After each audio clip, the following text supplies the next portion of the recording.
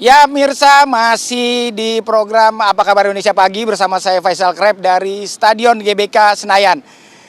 Besok malam, tepatnya jam 8 malam waktu Indonesia bagian Barat, Timnas Indonesia akan melanjutkan misi mereka dalam laga hidup mati melakoni laga playoff menghadapi Gini di Piala Asia U23.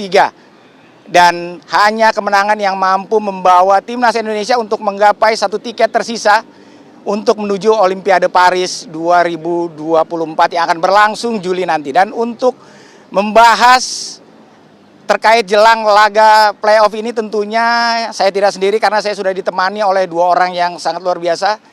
Yang pertama adalah salah satu pengamat sepak bola yang juga merupakan founder dari Football Institute.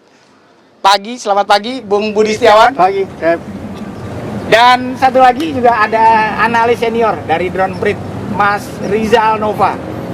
Selamat pagi, Mas Rizal Nova. Pagi. Ya nih Bung Budi, jelang laga Indonesia menghadapi Guinea, gimana Anda melihat peluang atau kans peta kekuatan timnas kita menghadapi laga yang sangat krusial ini?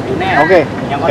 Pertama memang ini bukan pertandingan yang mudah bagi Indonesia karena ini adalah fase terpenting dalam perjalanan kita sepanjang Piala Asia U23 untuk memastikan diri menuju Olimpiade Paris yang akan ditentukan melalui babak playoff melawan perwakilan Afrika, yaitu Gini. Memang banyak pro kontra di kalangan netizen kita. Sebetulnya tuh lebih unggul mana sih, timnas kita atau timnas Guinea? Itu ya kalau saya melihat dari sisi permainan Indonesia di atas Guinea. Dari sisi permainan ya, organisasi permainan. Dari sisi peringkat kita kalah. Untuk Piala Asia ini termasuk untuk Olimpiade, saya udah nggak melihat peringkat itu menjadi salah satu penentu. Acuan. Karena beberapa kali kemarin di fase Piala Asia, beberapa kali kita bisa mengalahkan tim-tim yang memang secara peringkat timnas seniornya di atas kita bisa kalahkan. Tapi pertandingan nanti di babak playoff ini bukan bicara peringkat, ini bicara kematangan, ini bicara kesiapan. Siapa yang lebih siap, siapa yang lebih ingin untuk masuk ke Olimpiade. Nah, keinginan itu saat ini lebih berat di Indonesia karena ini adalah momen yang mungkin 58 tahun atau 62 tahun kita terakhir masuk Olimpiade, ini momennya. Memang kita tidak akan diperkuat oleh Kapten Rizky Ridho. Lalu Hafner dan Elkan juga masih dipertanyakan apakah bisa masuk ke line up atau tidak. Tapi itu mungkin sebuah kelemahan. Tapi kita memiliki kekuatan lain bahwa ini fase kita untuk istirahat kemarin sudah cukup dan kondisi ruang ganti saat ini sudah lebih teduh, sudah lebih adem. Jadi kekalahan kemarin, lalu caci maki dari netizen kayaknya sudah bisa dikelola dengan baik oleh para ofisial dan pemain, dan itu membuat mereka untuk lebih siap untuk menghadapi pertandingan melawan Guinea. Memang Guinea memiliki nama-nama pemain yang memang banyak bermain di Eropa. Dari sisi postur memang mereka diunggulkan, tinggi besar, langkahnya juga panjang, tapi mereka juga kesulitan untuk mencetak gol. Dan Indonesia memiliki peluang untuk menang kalau bisa mencetak gol lebih awal. Guinea selalu kesulitan ketika mencetak gol dan mereka selalu kebobolan di situasi-situasi yang sebetulnya itu tidak perlu menjadi gol. Itu bisa dimanfaatkan dan Indonesia memiliki pengalaman untuk melakukan hal itu. Jadi saya optimis bahwa Indonesia bisa menang melawan Guinea walaupun memang banyak yang meragukan. Tapi untuk kali ini kita jangan ragu, ini adalah momen penting. Jadi percayalah pada pemain-pemain di lapangan bahwa mereka sudah sejauh ini, memang kalau bahasa orang Indonesia, ini udah sekalian aja nih, udah Tidak waktunya, nggak ada pilihan lagi. Harus menang untuk mengamankan satu tiket ke Olimpiade. Betul. Nah, kalau tadi kita bicara dari sisi dalam lapangan, nah sekarang juga dari luar lapangan juga nggak kalah seru nih. Mas Nova, mungkin ngelihatnya gimana nih antusiasme para pencinta publik sepak bola kita jelang laga Indonesia menghadapi Gini ini, khususnya di media sosial kan ramai terus tuh Mas. Ramai terus di media sosial. Kalau kita lihat perbincangan tentang timnas U23 dari tanggal 2 sampai tanggal 7 kemarin itu lebih dari 120.000 perbincangan dan melibatkan lebih dari 49.000 akun ya.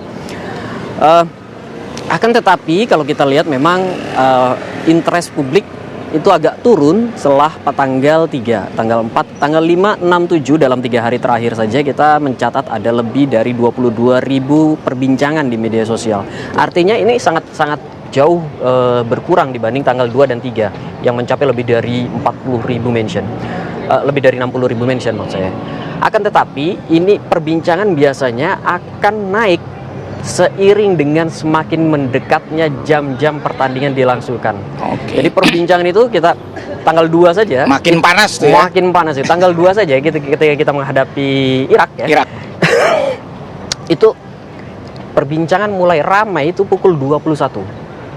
Mulai terlihat tuh ada peaknya. Lalu terus bertahan sampai tanggal 3 dan sampai tanggal 4. Nah, jadi nanti kita akan akan melihat ada kenaikan perbincangan pada tanggal 8 nanti jelang dilakukannya pertandingan dengan Guinea. Saya kira kalau dari sisi volume itu ya. Dan tadi mau menyambungkan dengan yang disampaikan. Tadi banyak sekali pernyataan-pernyataan yang juga seirama dengan apa yang disampaikan oleh publik tuh di media sosial. Misalnya tentang bagaimana kans Indonesia melawan Qatar. Line up Qatar, prediksi line up Qatar itu sudah dibagikan di media sosial bahkan sejak tanggal 4 kemarin. Mereka sudah banyak sekali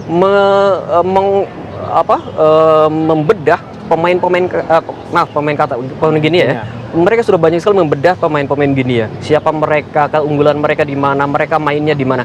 Dan kalau kita lihat kebanyakan bermain di Eropa kayak gitu. Itu juga yang membuat ada nada pesimisme di publik di media sosial tentang apakah kita mampu menghadapi pemain yang sudah terbiasa main di Eropa. Merumput di Eropa ya. Merumput di Eropa. Ada kekhawatiran seperti itu. Tapi tentu saja optimisme publik tetap tinggi. Kalau kita lihat dari 120.000 lebih perbincangan itu, 86% diantaranya nadanya positif. Jadi masih ada ajakan untuk menonton, ada harapan untuk nobar bareng juga nih. Kemarin kan banyak sekali Pemda yang mengadakan nobar. Kita lihat nanti apakah mereka juga akan mengadakan nobar juga kayak gitu.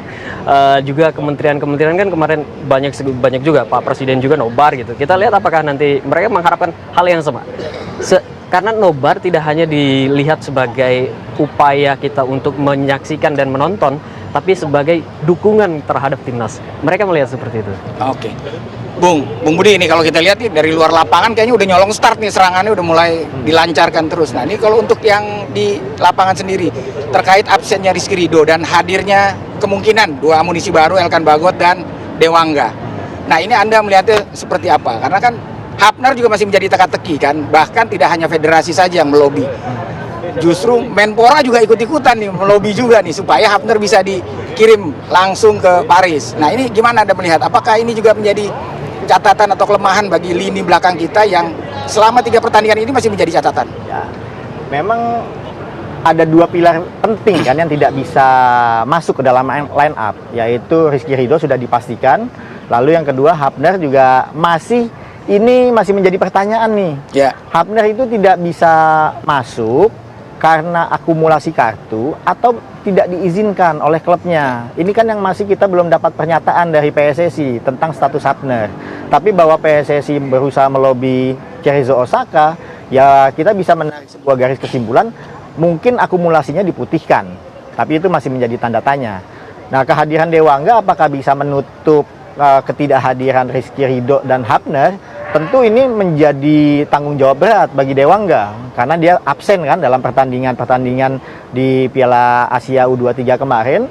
Kalau bicara masalah chemistry, kekompakan, ini sudah berkali-kali bermain. Jadi kalau dari sisi itu tidak ada.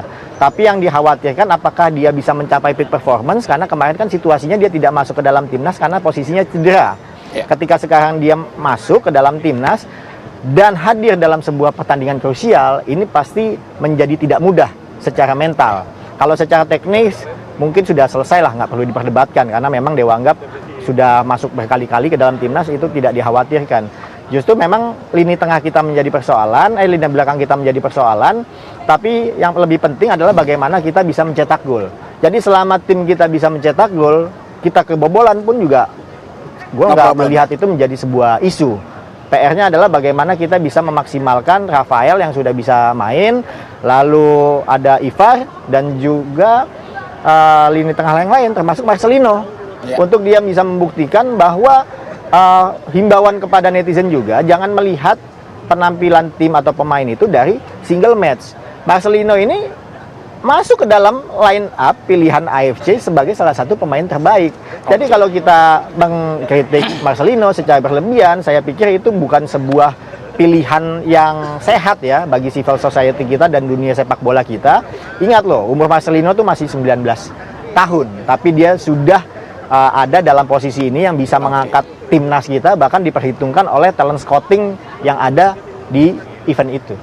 Oke. Kalau Mas Nova sendiri mungkin terkait antusiasme itu isinya apa aja sih dari banyaknya antusiasme itu, isunya apa aja yang dibahas? Tapi dijawabnya nanti. Oke. Tahan dulu, kita akan kembali setelah jeda ini. Tetap di Apa Kabar Indonesia Pagi.